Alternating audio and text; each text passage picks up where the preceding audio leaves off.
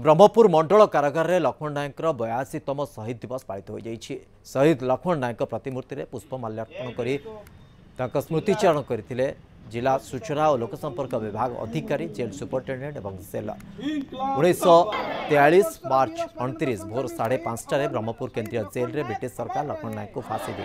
शहीद लक्ष्मण नायक ब्रिटिश सरकार विरोध में साहसर सहित लड़ाई करते।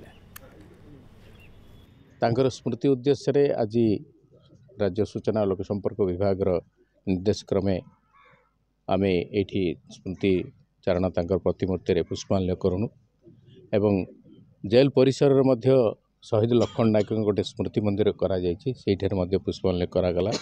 मंडल कारागार सुपरिटेडेंट महोदय, जेलर सब मिसी आज प्रतिमूर्ति में पुष्पांजलि अर्पण करागला। शहीद लक्ष्मण नायक जड़े स्वाधीनता संग्रामी जी कि या पूर्व ब्रह्मपुर जेल आसा पूर्व कोरापुट जेल थे। जो फांसी ऑर्डर हो जाता ये ब्रह्मपुर जेल कणा होता और ब्रह्मपुर जेल रे आज दिन में से फांसी पाई।